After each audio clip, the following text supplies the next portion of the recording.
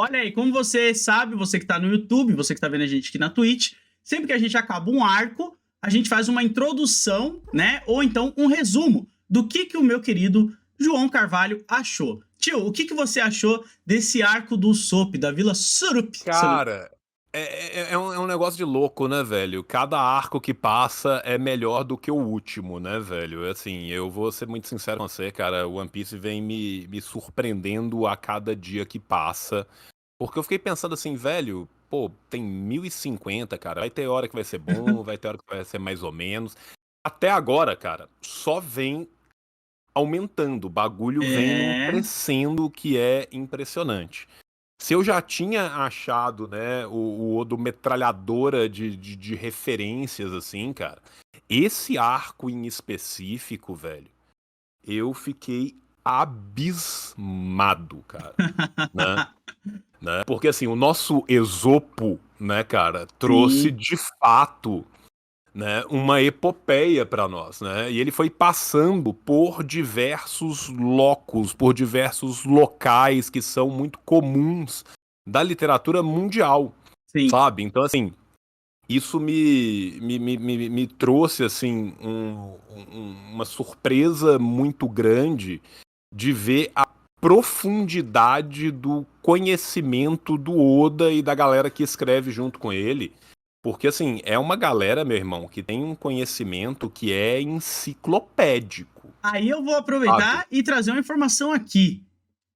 Até onde eu sei, o Oda que escreve tudo. Ele tem assistente para ajudar a desenhar.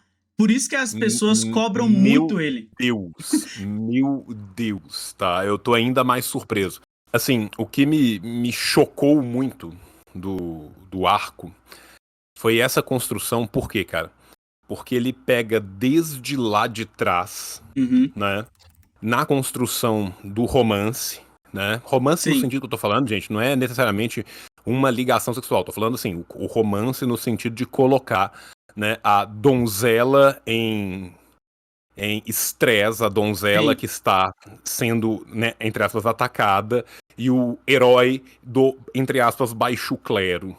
sim. Então, assim, essa ideia, né, de se trabalhar a distinção entre classes sociais por essa via romântica é algo, cara, que começa em Roma, velho. Caraca. Pô, Sabe? Então, e assim, isso aí você consegue ver, né, tio? Como o Oda, ele é um cara, então, que realmente estuda bastante. Porque, como eu tava falando antes, ele que escreve a história, né? Ele tem ali o editor dele e tal, mas ele que escreve tudo, ele planejou, ele tem um mapa disso tudo planejado.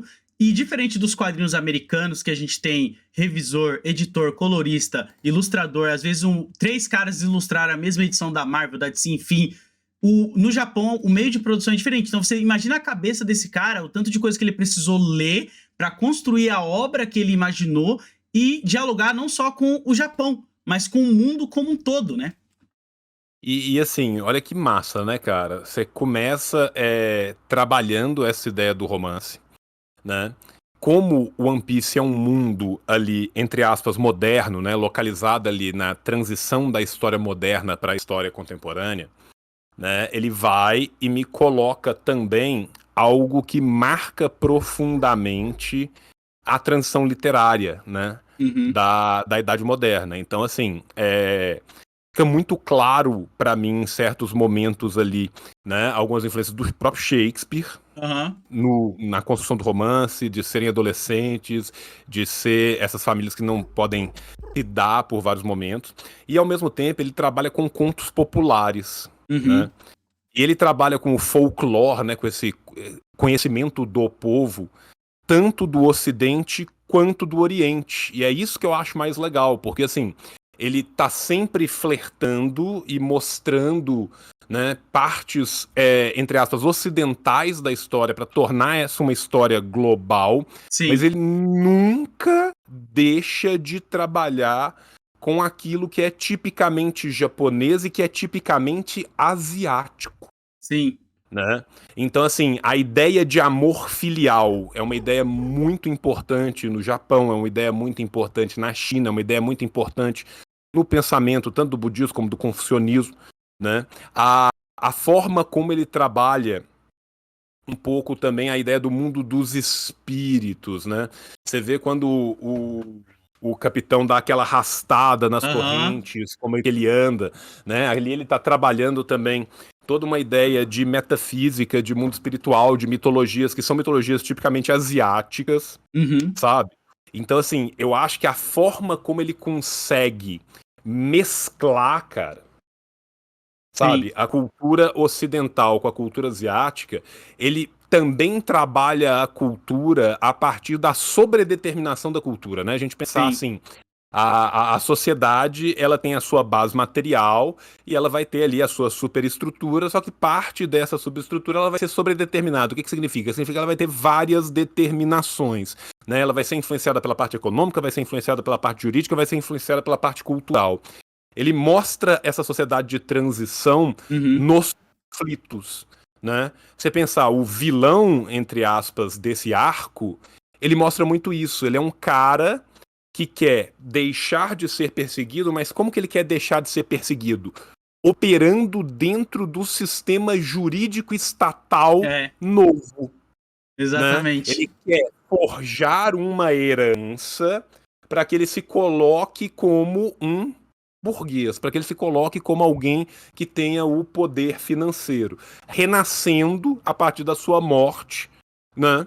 Que é uma morte forjada. Sim. Né? E como se dá isso tudo? Isso se dá por essa manipulação, que é uma manipulação, ela própria, muito romancesca. Né? Sim. Se a gente sai, por exemplo, né, dessa ideia do amor e da relação do Usopp com a herdeira e a gente parte para ver a relação do arco dos vilões, né? Quem são esses vilões, como eles estão se relacionando?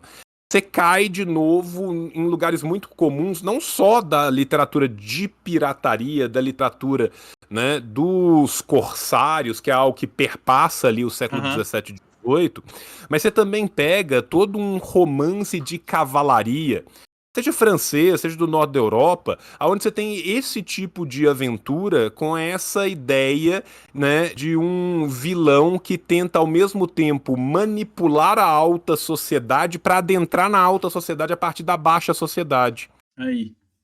sabe? Então, Caralho. assim, eu fico muito impressionado com como que isso é escrito dessa forma. Sim. E ao mesmo tempo que você tem isso dentro de uma tradição ocidental, você tem isso dentro de uma longa tradição asiática.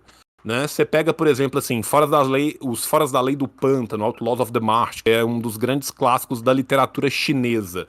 Você tem vários momentos ali, né, que batem muito com aquilo que está acontecendo no arco.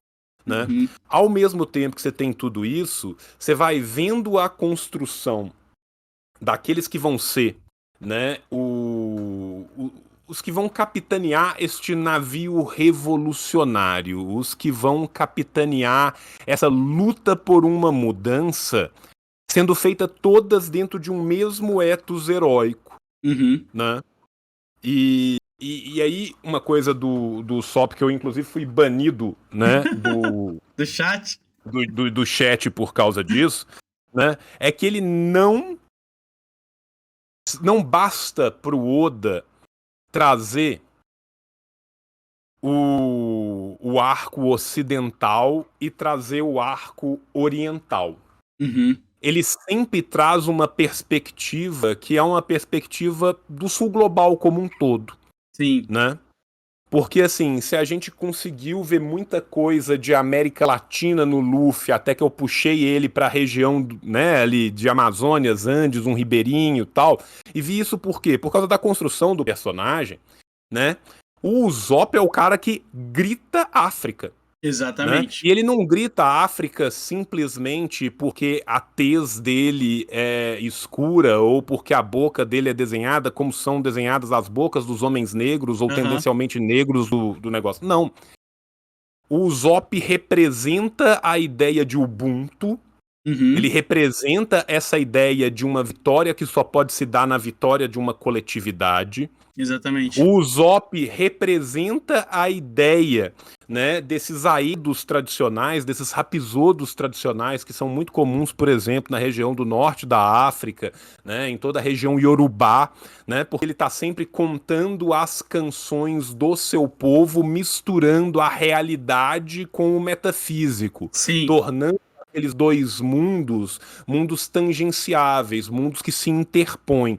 O Usopp é um cara de fronteiras, né? exato. O Usopp está sempre empurrando e puxando, as fronteiras se tornam muito mutáveis ali com ele, né? Então, assim, nesse sentido, eu acho que o Usopp representa também, né, muito desta cultura oral africana que ele traz para dentro do contexto também. É, que nem eu Então, acho que comentei até o nos Oda, episódios passados sobre os griots, né? Que tipo, são bem famosos também, que contavam os cantos ali, as histórias, né? E replicavam tudo. Então eu gosto pra caralho desse personagem, porque eu também vejo ele tipo, como um dos personagens mais humanos ali do bando, saca? Ele e a Nami são os mais humanos, assim, mas o Sop, ele é aquele que realmente tem medo de encarar muitos dos problemas. Ele sabe o lugar dele, ele sabe a fragilidade que ele tem, e mesmo assim ele é um sonhador. Ele não deixa de sonhar, ele não deixa de acreditar no coletivo, né? E quando as pessoas acreditam nele, ele acredita mais ainda na própria pessoa, porque ele às vezes se auto-sabota também.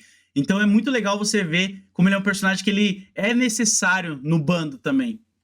não, e eu acho muito foda, cara, porque assim, eu fiz a minha análise pensando mais do macro, do social como um todo, né? Quando Uhum, a gente entra ali no microcosmos, a gente vai ver esses personagens, né? É um arco também de coming of age, né? Aquele arco do amadurecimento dos personagens se tornando adultos. sim, Todos ali estão numa fase de transição. No final, os meninos vão transicionar para sua adolescência, né? A vila vai transicionar para uma outra realidade. sim, A nossa, entre aspas, heroína vai virar uma mulher, sim, né? E o Usopp vai começar de fato a sua vida adulta, né? exato. E essa reconstrução dele, né? Vai ser exatamente ele chegando a termos com tudo aquilo que fez ele ser quem ele é, né? Porque o Usopp se torna um herói de verdade muito pela construção do mito de Usopp que ele construiu para si mesmo. E esse Exato. mito teve que ser colocado à prova, Sim, né? Então você tem ele saindo, né, dessa construção entre aspas mitológica e virando o próprio ethos guerreiro que ele criou para ele e para os outros, sim, né? Então, assim, você vê um Usopp que no começo, né, consegue falar, mas que no final consegue fazer, né?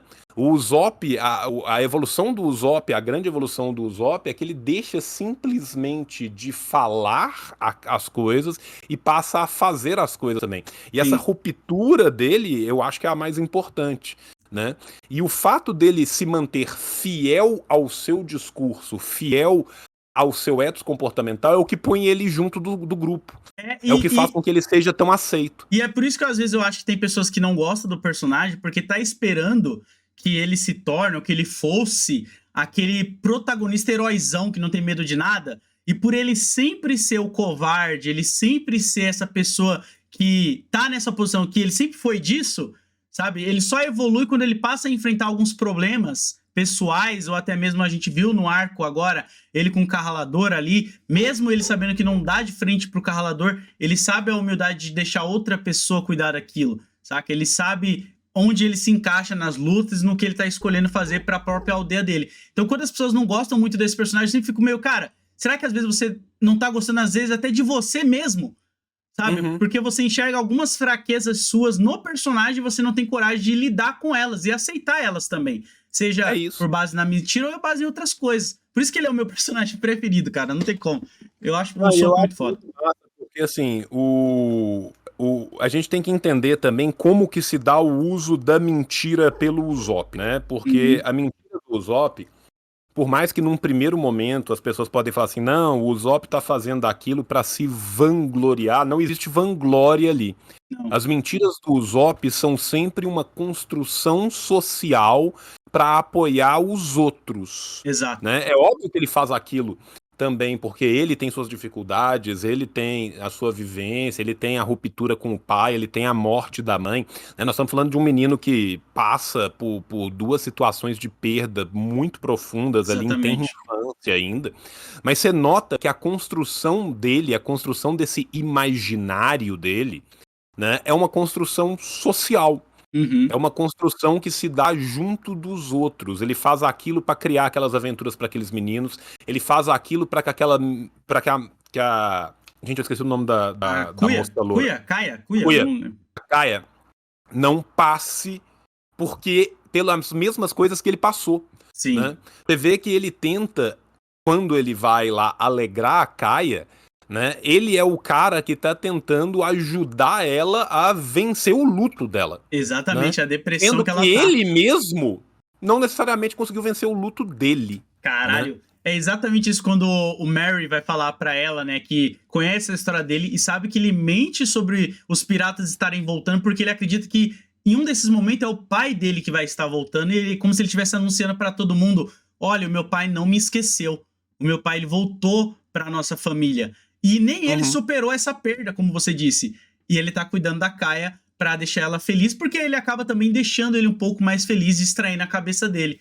Cara, isso é muito foda, mano. Não tem como. Assim, o Mary é um último cara que a gente tem que falar, que é uma questão, assim, genial, né? Porque ele, você vê que ele trabalha também muito com esses mitos formadores da infância, tá? Uhum. E essas histórias da infância são muito interessantes a gente pensar que ele trabalha elas não só a partir do viés ocidental, que ele trabalha muito, na minha visão, a partir do Hans Christian Andersen, Uhum. mas ele trabalha também a partir do viés asiático. Tem uma literatura que é muito comum, né, no leste asiático como um todo, que muitas vezes é chamado de ou o pente de marfim, ou a caixa de ouro da costureira, ou a caixa de joias da cortesã, que são coletâneas de contos, tá? Que são contos morais que normalmente são falados na infância, são contos passados principalmente para crianças. Sim. O que esses contos são? São contos de amor filial e são contos épicos. Tá? Então, assim, é o Rei Macaco e a pessoa que vai lá e toma as coisas do Rei Macaco, tá? Contando como que o amor filial salvou a vida de uma criança, não sei o quê. E isso é uma literatura muito comum ali e que marca muito a forma como ele se comporta. Ao mesmo tempo, naquilo que aparece na primeira linha, naquilo que aparece para quem a Uhum. gente vê com facilidade o que? A literatura ocidental. A gente vê, né, o Pedro e o Lobo, a gente vê Sim. Mérito um Cordeiro, a gente vê, inclusive, né, as próprias fábulas de Esopo, né? Sim, o Como que o Pinóquio. lobo se põe em pele de cordeiro e esse tipo de coisa, O nariz do né? Soap, como lembra bastante o Pinóquio. Ele sempre ser um menino Pinóquio. que mente Uhum. bastante. Né? Então, assim, eu acho que isso é uma construção muito interessante e uma construção muito sábia, inclusive, até do Odo. Sabe por quê, cara? Porque normalmente a pessoa que está inserida na cultura nipônica, a cultura nipônica é uma cultura muito influenciada pela cultura ocidental, né? A cultura ocidental estuprou à força e ficou muita coisa ali. Uhum. Só que a cultura ocidental não é brutalmente influenciada pela cultura asiática. Então, aquelas pessoas que estão vendo esse mangá, tá vendo o mangaka, estão lendo em japonês, elas vão ter uma noção que o ocidental não conseguiria ter se fosse o contrário, se eu jogasse no plano de frente as referências simplesmente asiáticas, Sim. né? Então ele joga as referências ocidentais, inclusive as referências zoando. One Two Janjo é o Michael Jackson, né? Exatamente. Não Então, tem assim, nem ele como. deixa bem claro pro público que ele precisa conquistar e ele deixa mais ali atrás pro público que ele já sabe que ele vai ter. Sim. E isso é outra coisa legal, né? Porque o One Piece ele trata de muitas temáticas, dá pra gente mergulhar em muitas questões, não só em cada personagem, mas em arcos conforme a gente vai evoluindo e também coisas que alguns personagens falam, como a gente debateu lá atrás sobre a camaradagem, sobre o egoísmo do Palhaço Bug, sobre como o materialismo tá na Nami, em alguns outros personagens ali que querem muito o dinheiro, o status, mas a gente tem que entender a construção de como isso vai moldando não só a personalidade de cada um, mas também a sua percepção. Porque às vezes você tá tão acostumado a enxergar, que nem você falou, né, tio? Só a história do menino e o lobo, porque é a única versão que você conhece. Então você logo identifica de cara.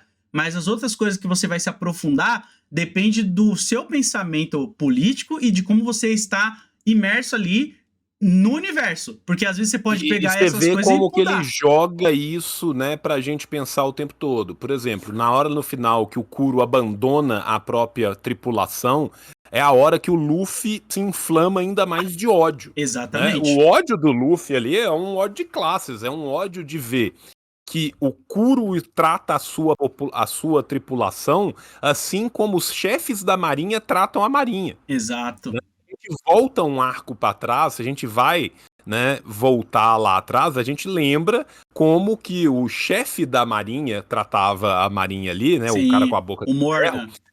o Morgan, que por sinal foi quem matou o falso Kuro, né? Você vê como é que tá Sim, tudo tudo, intrincado, tudo né? linkado. E ao mesmo tempo, cara, você vê que loucura que é você pensar, né, que o que eles estão lutando, né, entre aspas, por esse tipo de pirataria que o Luffy tá lutando, né, é o que o Shanks trouxe pra ele, que é uma Exatamente. outra visão de camaradagem, Exato. né? Que é uma outra visão, porque ali, de fato, naquele barco pode até ter um capitão, mas todos defendem a todos, Exatamente. E né? cada um sabe exatamente a sua posição, né? Porque não tem aquela coisa de um fulano querer ser mais que o capitão e vice-versa.